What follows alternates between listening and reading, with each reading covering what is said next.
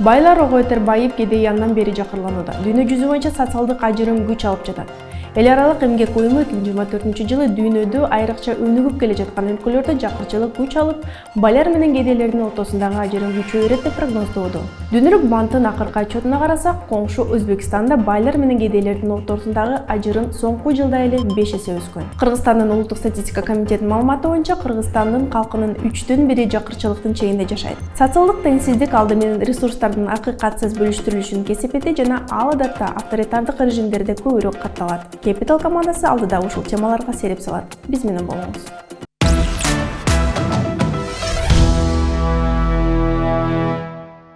Кыргызстандын экономикалык өнүгүү темпи ушул тапта 7%дан ашат. Бул туурасында жакында эле министрлер кабинетинин башчысы Акылбек Жапаров билдирип, өлкө экономикасы пост-ковиддик жана геосаясий кырдаалга турукташып келе жатат деди.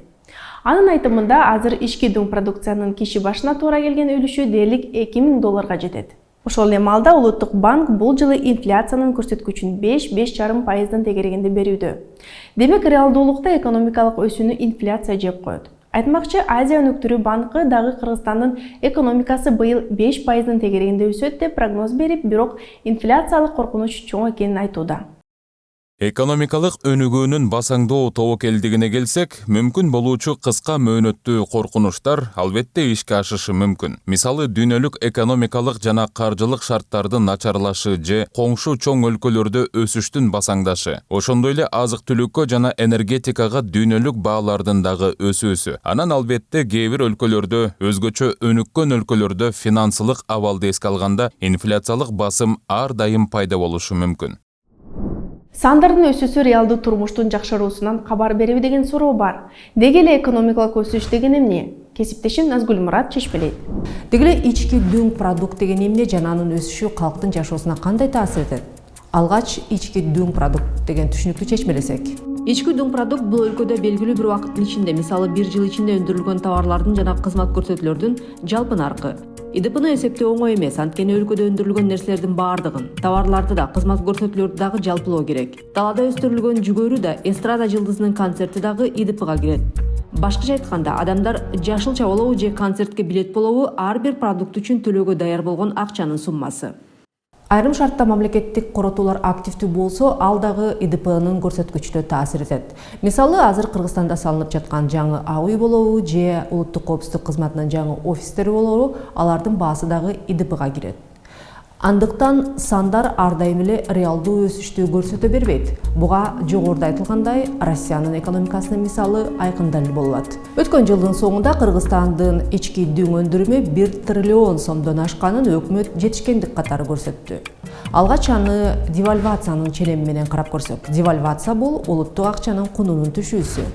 2019 жылдын соңуна карата Кыргызстандын ички дүң өндүрүмүнүн көлөмү 590 миллиард сомду түзгөн. 2023 жылдын соңунда болсо 1,2 триллион сомдон ашты. Бир караганда 4 жыл ичинде ИДПнын көлөмү 2 эсе өскөн. Ал эми девальвациянын челеми менен сынай турган болсок, картина башкачараак. Мисалы, 2019 жылдын соңунда $1 69 сомдун тегерегинде болгон. Демек, 2019 жылдын ИДПсын доллар менен санаганда 8,8 миллиард болгон. Ал эми 2023 жылдагы 1,2 триллион сомду азыркы курс менен санасак, 13 миллиард сомдон бир аз ашууда. Демек, 4 жылда ИДПнын валютадагы өсүүсү 35%га жакындаган. Тышкы соодада импорттун көлөмү 80%дан ашкан Кыргызстандын шартында бул көрсөткүчтөрдү доллар менен санаган туура болот. Анткени өлкө саткандан сатып алганы көп жана сырткы сатып алуулардын баары тең доллар менен өлчөлөт. Бирок доллар менен санаган күндө дагы бул жерде биз 35%дык реалдуу өсүш жөнүндө айта албайбыз. Ага таасир эткен бир канча фактор бар. Биринчиси, бул дүйнөлүк рынокто доллардын өзүнүн 2019 жылдан бери девальвация болуусу. Экинчиси, инфляция. Кыргызстандын шартында кош инфляция. Инфляция темасына алдыда кененирээк кайрылабыз. Азыр болсо мен ИДПга таасир эткен үчүнчү фактор жөнүндө айткым келип турат. 2023 жылдын 23 ноябрында Жогорку кеңештин жыйынында министрлер кабинетинин төрагасы Акылбек Жапаров Кыргызстандын ички дүң продукциясы 2023 жылы киши башына $1900 түзгөнүн айтып, анын көрсөткүчү соңку 3 жыл ичинде $669 өскөнүн. Ал эми 2010 жана 20 жылдар аралыгында ал болгону $311 өскөнүн баса белгилеп, муну тарыхый өсүш деген эле. Бул цифралар экономикалык өсүштү айкын көрсөтүп турат жана келечекте коомдук турмуштун бардык тармактарын камтыган жана калктын реалдуу турмуш деңгээлин олуттуу түрдө жакшырта турган мындан да чоң өсүштү алдын ала көрсөтүп турат. Акылбек Жапаров, Кыргыз Республикасынын министрлер кабинетинин төрагасы. Албетте, ИДП экономикалык өсүштүн негизги көрсөткүчү. Ал эми ИДПнын киши башына эсептелген үлүшүнүн өсүүсү калктын сатып алуу мүмкүнчүлүгү өсүп жатат дегенди билдирет. Бирок соңку жылдары экономисттер бул сандарды так окуу керектигин айтышат. Ошол эле маалда инвесторлор дагы тигил же бул өлкөгө акчасын салууда ИДПны реалдуу көрсөткүч катары карабай койгон шарттар бар. Алды менен бул жерде сөз ресурстардын акыйкатсыз бөлүштүрүлүшү жөнүндө болууда. Борбор Азиядагы 3 мамлекеттин мисалында карап көрөлү. 2023 жылдын соңу менен Казакстандын ИДПсын киши башына бөлө келгенде $13,000 бир аз ашкан. Өзбекстандыкы болсо киши башына $2,400 туура келет. Кыргызстанда болсо киши башына $1,900. Бирок бул сандар кыргызстандыктар коңшуларына караганда кедей жашайт дегенди толук далилдей албайт. Мисалы, Казакстандагы ИДПнын киши башына эсептелген үлүшү кыргызстандыкынан 7 эсе көп болууда. Демек, казакстандыктар кыргызстандыктарга караганда 7 эсе жакшы жашашы керек. Бирок реалдуулукта бул андай эмес. Сиздер көп жылдардан бери Россияга экспорт кыласыздар, Казакстанга экспорт кылып келесиңер. Анан жыл башынан бери мына ушул өзбек рыногуна да чыктыңар. Ушул рыноктардын кандай бири-бири менен окшоштуктары бар, анан өзгөчөлүктөрү бар. Айрыкча мисалы үчүн эгер Кыргызстан менен салыштыра турган болсо, кандайдыр бир кардиналдуу айырмачылыктары же болбосо бири-бирине абдан жакындашкан окшоштуктары барбы? Казакстанда биз кайра эле ошо Кыргызстан менен окшош дегеним ошо Кыргызстандагыдай эле баан катталышы бирдей эле. Россияда деле бирдей эле. Мындай эгер покупательский способностьтан же болсо мисалы покупательский корзинаны алсак, баягы статистика түрүндө балким Кыргызстан аябай кедей көрүнөт, бирок ошол эле магазиндерден сатылган көлөм же болсо магазинден сатып алынган бир киши башына жана средний чек деп коебуз го, айырмасы жок. Казакстан, Кыргызстан, Россия болуп айырмасы жок, бирдей эле. Бул балким биздин баягы четтен келген акчаларды биз баягы коротуп атканыбыздын эмеси болушу мүмкүн, бирок жана мисалы ошол эле колбаса, ошол эле сыр же болсо ошол эле башка продуктылар болобу, киши башына бөлүп келгенде көп деле айырма жок болуп калат да. Мен ошон үчүн айттым, Кыргызстандын баягы экономикасы, статистика экономиканы туура отражать этпейт да бизде. Мисалы Россия ВВП на душу населения алсак, мисалы Казакстандан 10 эсе азбыз да, бул эми баягы 10 эсе кедей дегенди түшүндүрбөйт да. Ошо баягы бир аз башкачараак. Сиз абдан бир кызык нерсени айттыңыз. Биз такай эле статистикага карайбыз да, мисалы үчүн ВВП өсүп жатат деп айтабыз. Мисалы азыр эле мына жаңылык чыгып атат, Кыргызстандын ВВПсы триллион сомго жетти деп. Эми бул жерде албетте инфляция сыяктуу башка көрсөткүчтөрдү дагы эске алуу керек бул жөнүндө айтканда. Ошол эле маалда мисалы үчүн такай айтып келебиз, Казакстандын ВВПсы расмий статистика боюнча Кыргызстандыкынан 10 эсе көп да. Кандайча анда бул жакта калктын сатып алуу мүмкүнчүлүгү ошондой 10 эсе, жок дегенде 5 эсе айырма жок. Абдан бул ошол. Демек бул жерде чын-чынына келгенде сиз айтып жаткан нерсе сандар ар дайым эле чындыкты көрсөтө бербейт дегенди тастыктап жатат окшойт да. Бизде ачык айтканда бизде баягы неформальный сектор көбүрөөк ролду ойнойт Кыргызстанда. Ал эми көчөгө чыксаңыз эле белгилүү болот там машиналардан эле неформальный экени. Ошондуктан мындай ошо ВВПны деле балким башкача эсептеш керекпи? Анткени жана ФАОнун деле на душу потребленияларында анчалык чоң разницалар жок да. Мисалы мен 10 эсе айырма бар деп айта албайм да, мисалы Казакстан менен Кыргызстандын ортосунда. Демек бул жерде кеп ресурстардын акыйкатсыз бөлүштүрүлүшү жөнүндө болууда. Айрыкча авторитардык режим орногон өлкөлөрдө кирешенин көбү 10% түзгөн элита гана ээлеп, экономикалык өсүштүн пайдасы жалпы элге жетпейт. Андыктан сандарды бир гана математикалык ченем менен эмес, сынчыл көз караш менен карап окуу туура болот. Байлар огойтер байып, кедей андан бетер жакырланууда. Дүйнө жүзү боюнча социалдык ажырым күч алып жатат. Эл аралык эмгек уюму 2024-жылы дүйнөдө айрыкча өнүгүп келе жаткан өлкөлөрдө жакырчылык күч алып, байлар менен кедейлердин ортосундагы ажырым күчөйө берет деп прогноздоду. Дүйнөлүк банктын акыркы отчетуна карасак, коңшу Өзбекстанда байлар менен кедейлердин ортосундагы ажырым соңку жылда 5 эсе өскөн.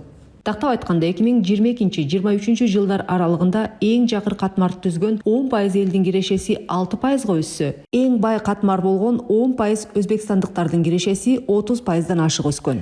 Буга чейин Өзбекстандын бийлиги жакырчылыктын деңгээли олуттуу кыскарганын баса белгилеп келген. Тактап айтканда 2015-жылы калктын 36% жакырчылыктын чегинде жашаса, 2022-жылы бул көрсөткүч 17%га чейин төмөндөгөн. Бирок калктын реалдуу кирешесиндеги теңсиздиктин өсүшү чын-чынында жакырчылыктын төмөндөшү 5,5%дан ашпайт дегенди түшүндүрөт.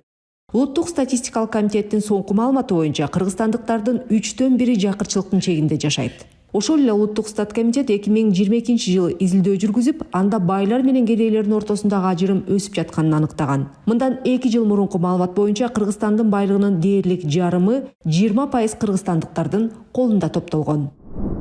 Айтылгандай, дүйнөдө социалдык ажырым күч алууда. Социалдык теңсиздик алды менен ресурстардын акыйкатсыз бөлүштүрүлүшү кесепети жана ал адатта авторитардык режимдерде көбүрөөк катталат. Ал эми чакан жана орто бизнес өнүккөн коомдо социалдык ажырым аз болуп, ресурстар акыйкат бөлүштүрүлөт. Коомдо жеке сектор канча күчтүү болсо, экономикалык эркиндик анан жыйынтыгында саясий эркиндиктер кеңейет. Тактап айтканда, чакан жана орто бизнес бул демократиянын түркөгү болгон ортоңку классты жаратат. Эки көз караш бар.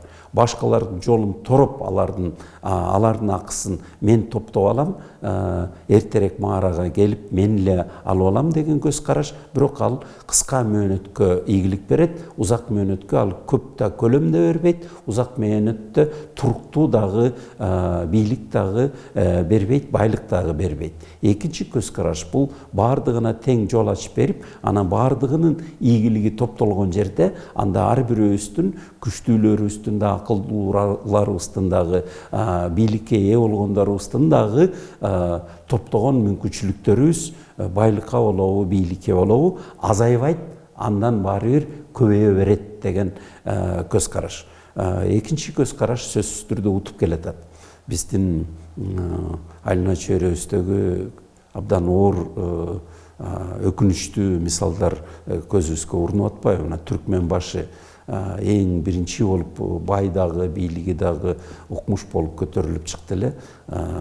Көзү өтүп кетти дагы, андан кийинкилери таза көзгө көрүнбөй деле калды. Бала бакырасы каякта кыйналып кандай жашап атканын эч ким өз билбейбиз. Эстеликтердин баары түшүрүлүп атат. Мына кечээ эле дүркүрөп жүргөн баардыгы тең кыргыздардын канча балдары Нур-Султан деп аталган. Казыркы жаш өсүп келаткан муундардын арасында Нур-Султан деген ат эң көп аттардын бири. Анын атын алган Нурсултан Назарбаев өзү бүгүнкү күндө казыр аябай оор күндөр өтүп атат болуш керек. Каримовдуку деле абдан оор мисал болду. Андан көрөк баягы эл менен бирге элге көбүрөөк мүмкүнчүлүк берип, элдин тушоосун кесип берип, анан эл көтөрүлсө, эл менен бирге ошол бийликтин да баркын көрүп, жана топтолгон мүлктөр же экономикалык жетишкендиктер, ийгиликтер эч качан кем болбойт экен. Андыктан авторитардык режимдер адатта чакан жана орто бизнести муунтуп экономиканын тармактарын монополдаштырууга кызыктар. Мындай системада вертикалдык бийлик орноп, мамлекеттик ишкана, мамлекеттик кызыкчылык деген түшүнүктөр күч алат. 2023 жылдын жыйынтыгы менен Кыргызстан экономикалык эркиндик индексинде 179 өлкөнүн ичинен 115-орунда болуп, экономикалык эркиндик чектелген мамлекеттердин арасында калды. Wall Street Journal түзгөн бул рейтингде коңшу Казакстан 71-орунда болуп, экономикалык эркиндик камсыздалган өлкөлөрдүн катарына кирет. Ал эми Каримов доорунда жабык экономика болуп келген Өзбекстандын көрсөткүчтөрү жакшырып, Кыргызстандан 6 баскычка жогору турат. Кыргыз Республикасынын рыноктук экономикага өтүүсү дагы деле уланууда. Реформалоо чараларын ишке ашырууга карабастан, бизнес чөйрөнү жалпы жакшыртуу жай жана бир калыпта эмес. ачык рынокторду колдоо үчүн зарыл болгон саясат алсыз бойдон калууда. Ал эми коррупция мыйзамдын үстөмдүгүнө шек келтирет деп айтылат Wall Street Journal түзгөн экономикалык эркиндик рейтингинде. Чакан жана орто бизнес аткаргандагы бир маанилүү функция бул инфраструктуралык көйгөйлөрдү чечүү жана инновацияларды алып келүү. Кыргызстанда жеке сектор мамлекеттин буту жетпеген алыс аймактарда инфраструктура жаратып, инновацияларды алып келет.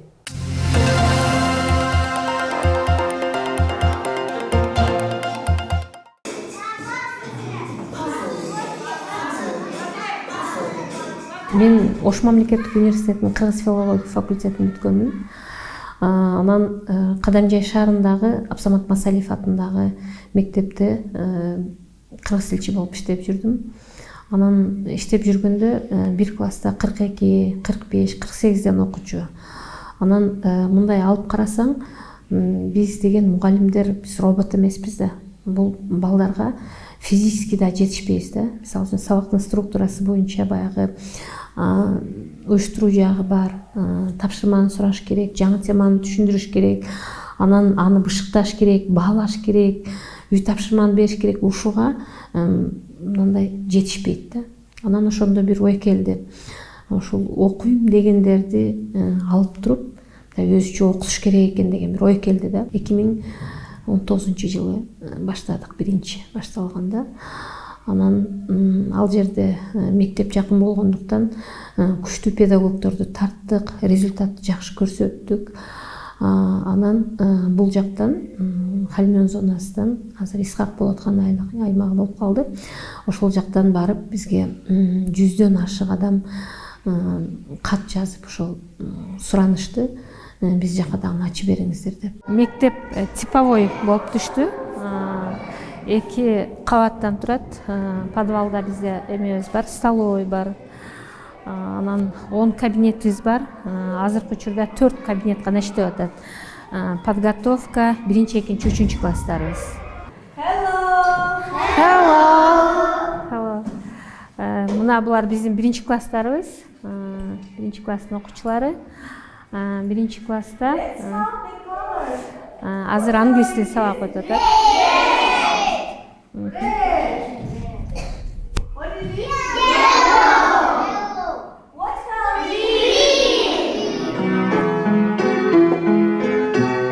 Бизде Кыргызстанда жаштарыбыз көп эле миграцияда жүрөт. Анан миграцияда жүргөндөн кийин балдарыны чоң элерге таштап атат. Анан балдарын таштап алып, анан жаштар өздөрү биз орусча билбей кыйналдык, биз тил билбей кыйналып атабыз, балдарыбызды орус класска бериңиз, англис тил окутуңуз, спортко бериңиз деп ушул чоң элерге мындай талап коюшат экен да. Анан талап койгондо алар деген кыйналышып атат. Ташыш керек, аяка апарыш керек, бияка апарыш керек, кружокторго апарыш керек. Бир адам, бир окуучунун аркасынан убара болот экен да. Чоң элер дагы эми өздөрү үчүн жашасын. Алардын дагы башка иштери болушу мүмкүн. Бир баланын аркасынан возиться эте бербесин дегенде, бул биздин жарандарыбыз үчүн өтө ыңгайлуу болуп аткандыктан спрос жогору. Бала бакчалар жетишсиз, балдар неподготовленные. Бала бакчада кичине болсо дагы балдарга баягы даярдык болот да, мектепке чейинкичи. Ошол жагынан балдар кичине аксап атат. Бирок ошо подготовительный ачканбыз. Ошол подготовительныйда өзүбүздүн балдарыбызды даярдап, анан ошол өзүбүздө даярдаган балдарды 1 класска өткөрөбүз. Кыргызда бир макал бар эмеспи? Чымчыкты сойсодан касап сойсун дегендей. Ошон үчүн биздин мугалимдерибиз көп нерсени чечет да, кадрларчы. Анан күчтүү кадрларды табыштаган өтө кыйын. Гос мектептерден азыр талап өтө жогору болуп атат. Эмнеге десеңер, баягы кагаз иштери көп болуп атат да. Биз көбүнчө мен азыр ушул мектепте Гапыр Мадаминовдун методун көбүрөөк колдоном да. Календарный план менен поурочный план болду. Ошол мүмкүн болушунча мугалим эс алсын. Мүмкүн болушунча бир көргөзмө курал жасасын дагы балага билимди берсин. Эми бул бизнес жаатында мындай көзгө көрүнбөгөн, билинбеген немелери көп да, өзүнүн кемчилдиктери көп, бирок ошого чыдаган адам гана ошону түптөп кетет. Эгерде бир жолу сен минуска кеттиң, ой бул минус экен деп туруп таштап кое турган болсо, анда эме болбойт, результат болбойт. Бул Capital командасы даярдаган бизнес обзор болду. Дүйнөдө жана аймакта жүрүп экономикалык трендтерге биз менен көз салыңыз. Эмки аптада көрүшкөнчө, ишиңизге ийгилик.